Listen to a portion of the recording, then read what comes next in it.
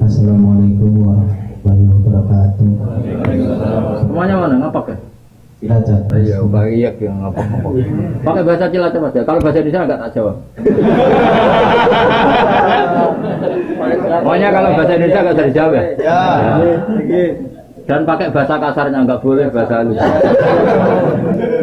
Bahasa kasar kepriben lah, betul. Kepriben dari kafe weh. Kepriben.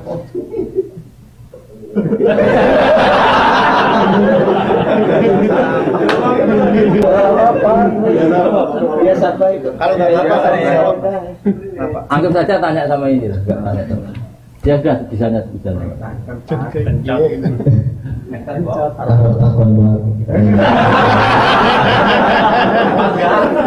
Ya, wis boleh mana? Naik ngaji nang YouTube, apa entuk pahala? Kentul.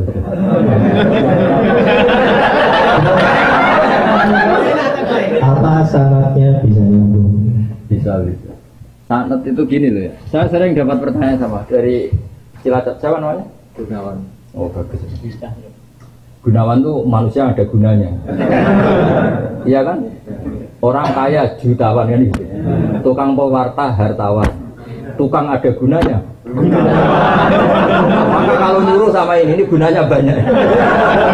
Ya semuanya yang nyuruh pakai ini aja. Pasti gunanya banyak. Jadi orang kalau kaya jutawan, pewarta wartawan. Ya. Kalau orang kelayaban bisa lawan wisata, tukang kelayaban kan. Jadi apa? Kalau banyak gunanya, kalau banyak masalah. Begini ya, jadi ngaji saya di YouTube itu dari awal sudah saya ikhlaskan lillahi dan otomatis secara sanad itu tersambung. Yang ada syarat ketat itu kalau mau jadi mufti. Ya jadi apa?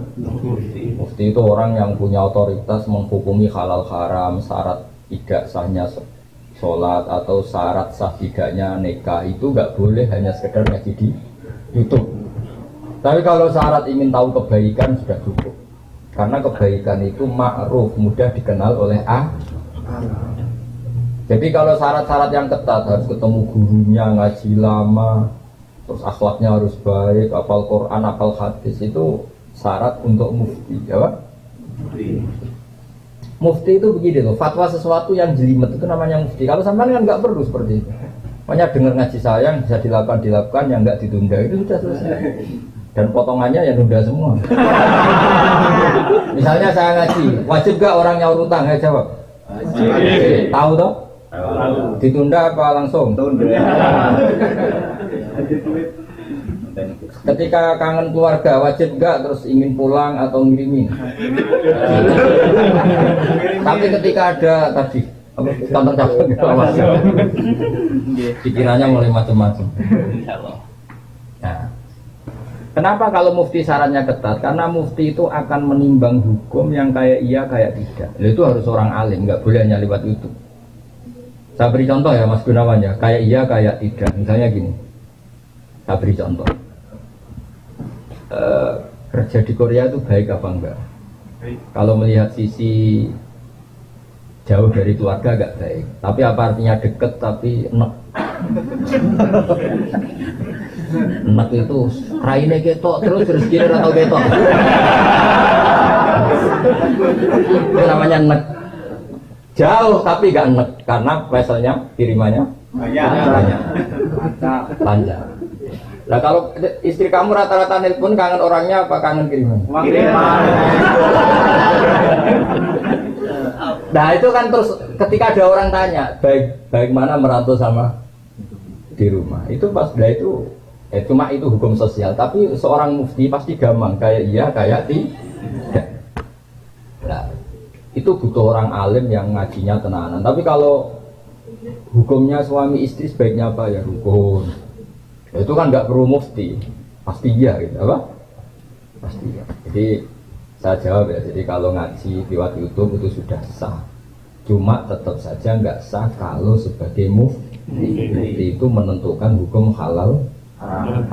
Misalnya kamu marung di warung Korea yang terkenal misalnya masak babi, tapi yang kamu makan benar-benar telur atau ayam, hukumnya gimana? Mesti mufti itu mikir. Kalau melihat ayamnya halal, tapi paling digoreng di wajan yang sama, diletakkan di piring yang sama, dan mereka nyuci piring pasti tidak dengan cara Kalau melihat gitu kayaknya tidak halal ya. Tapi kalau melihat bisa saja, meskipun bisa saja pas jatah saya piringnya baru. Tapi meskipun kemungkinan itu entah. Tapi ya buat senam otak yang nggak mungkin dah mungkin saja. Tapi ini ya itu mufti. Misalnya sholat pesawat hukumnya gimana? Kalau melihat waktu sholat ya harus sholat. Tapi melihat kalau kamu sesuci misalnya, sesuci di pesawat itu wudunya kira-kira sempurna enggak? Buat kan? Kalau sempurna dimarahin kabin. Setelah wudu tidak sempurna kira-kira tetap wajib sholat apa enggak? Mesti jawaban pertama wajib. Lalu sholat ini namanya apa? Sholat dihormatin waktu, hanya menghormati waktu. Tapi nanti setelah di kos-kosan atau di Korea harus dikodoi.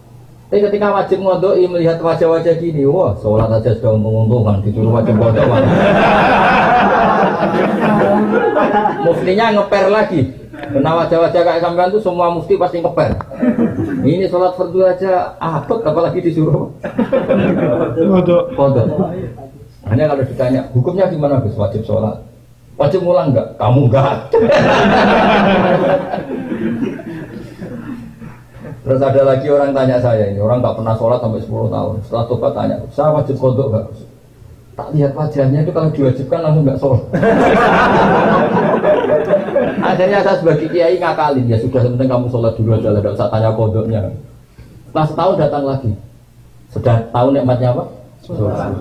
Gus caranya kodok gimana? Sudah nggak tanya kodok wajib enggak? Caranya kodok gimana? Saya bilang ya pokoknya tiap sholat kamu 2 kali aja, nggak usah langsung banyak apa? Tiap sholat 2 kali. Yang satu untuk sholat wajib hari ini, yang satu untuk nyaur utang yang dulu. Karena kalau langsung dihitung 10 tahun itu sebulan kali 5, 10 hari aja berapa? 10 hari kali 5 waktu sudah 50. Berarti tiap 1 bulan 150. 150 kali 12 berapa? Banyak ya. Kali 10 tahun. Lihat terawih saja dia takut apalagi. Nah, wajibnya kodok itu sesuatu yang mudah dikenali. Tapi ngitung loyalitas orang pada agama. Rai-rai gini, rai-rai tobat musiman gini. Kalau langsung diwajibkan itu malah apa bahaya. Makanya bilang ya sudah sholat dulu aja. Katanya kiai harus mondok ikut 10 tahun sudah, saya sholat dulu aja, tidak usah tanya itu. Makanya dulu tuh ada cerita unik, ini guyonan saya sebagai penghormatan pada Korea palsu ini ya. Ada kiai itu kan rata-rata anaknya cantik. Kalau anaknya tidak pati cantik itu ya rapati kiai. Kiai betul itu rata-rata anaknya cantik. Karena istrinya rata-rata ya cantik. Kalau kiai istrinya jelek ya agak musibah. Tapi bisa bikin kantor cabang kan? Ini provokator itu. Apa pengesahan apa ya? Pakai kartu apa? Enggak, kantornya aja. Dia istilahkan istri kedua itu. Singkat cerita itu anaknya itu cantik. Ya dulu itu enggak ada akses ke rendahan kecuali harus jualan apa? Air. Jadi ada orang santri itu agak nakal dia. Ingin tahu nengnya kalau dalam bahasa pondok itu neng. Namun karena saya yakin semua yang ngaji saya di sini itu masih ada sisa-sisa santri. Karena orang Indonesia hebatnya gitu, kecilnya mesti dolanan di musola, nguyaya di musola, ya kan? Baiknya orang Indonesia kan? Iya kan? Karena rata-rata kita pas kecil itu kan nyon sewu miskin, yang ada jeding itu di musola. Sekarang keluarnya tampir-tampir di Indonesia ke saya gitu, semenjak masjid bagus, kamar mandinya bagus. Kadang orang mau ke masjid itu bukan karena ingin jamaah, kudu ngising di rumah lari ke masjid. Ya kan? Sekarang banyak enggak? Banyak karena kamar mandi masjid lebih bagus. Yang parah kalau mau tidur Kang Ali, di rumah enggak ada AC, enggak ada kipas angin. Kalau ngantuk ke masjid.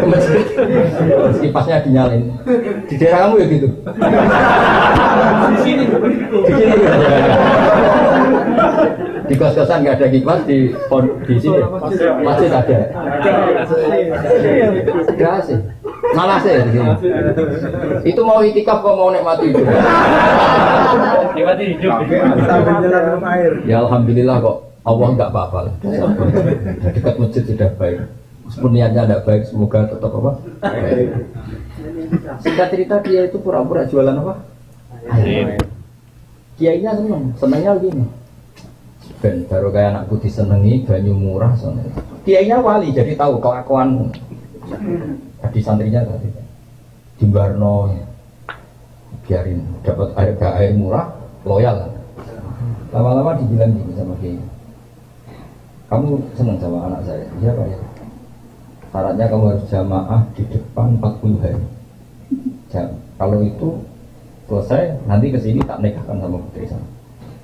Oh semuanya bukan main. Dia jamaah terus di depan. Ini di Masjid Haram, ceritanya di Mekah. Nggak diserahkan, nggak diserahkan. Jadi ini cerita kelas internasional, bukan kelas apa? Setelah itu semangat dia. Ya, syaratnya 40 hari di soft awal. Ya imamnya tentu imam Masjid Haram, nggak masuk imam nggak ini. Kalau di sini nggak jadi wali 40 hari belum jadi wali.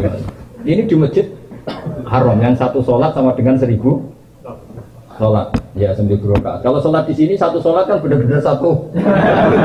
Kalau di sana lipatannya kan berapa? 10.000. Ada yang bilang pokoknya ribuan, ratusan ribu lah, terserah ngitungnya sampai 40 hari.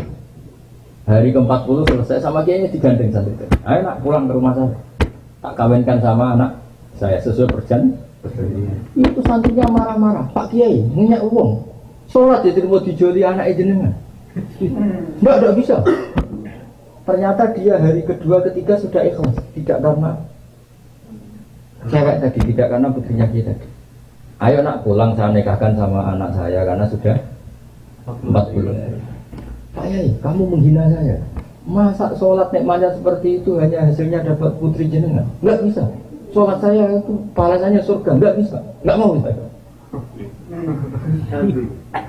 Dari sholat untuk dapat cewek menjadi sholat nikmati kebenaran. Makanya kalau kamu ingin kaya tak suruh sholat hati. Nanti kalau sudah sering sholat nikmatnya sujud, nikmatnya muasalah sama Allah, terus mulai berubah doa. Apa penting kaya apa enggak? Kalau kok masih ingin kaya terus berarti sholatnya masalah. Akhirnya enggak mau malah dikawinkan.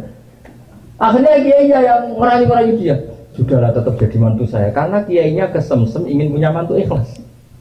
Sekarang gantikan kiainya yang mati-matian ngerayu supaya dia mau jadi menantunya. Karena ingin punya menantu ikhlas. Bisa dibuktikan ya. Mau nyoba itu. Mekah dulu. Kebo. Nah, contohnya ada harus Mekah. Misalnya Anda ingin kaya, dijajahi, disuruh sholat saja. Lama-lama nanti Anda akan muhasabah, mengkoreksi doa Anda. Betul enggak, betul enggak. Nah, Anda suka cewek, mati-matian, cinta mati. Setelah kamu sholat, nanti mesti ada alamat. Ternyata mimpi gambarnya angin topan. Saya pernah punya teman, sholat istikharah. Gambarnya itu angin topan. Macam ya itu jadi itu artinya wasta'inu bisobri no? Karena kita tidak pernah tahu yang maslahat untuk kita itu ke depan itu apa, kita tidak pernah. Makanya semuanya kita serahkan pada Allah Subhanahu. Mungkin sampean kalau hidup di Jawa karena tetangga roh kiai kadang rapati senang, karena kadang jadi kawan tonggo. Tapi gara-gara di Korea melihat Islam gak hidup malah sampai jadi kiai. Kalau di rumah jadi kiai RT saja nggak ngangkat ya. Tapi kalau di sini langsung kiai internasional. Iya, kalau kiai di Indonesia namanya kiai lokal. Kalau sudah di sini Roisab. Jadi itulah hikmah yang dikersana Allah Subhanahu. Makanya berharap semoga keberadaan Anda di sini benar-benar ikut menyebarkan sujud, tauhid, tasbih di dunia. Ya sudah ya, cukup ini.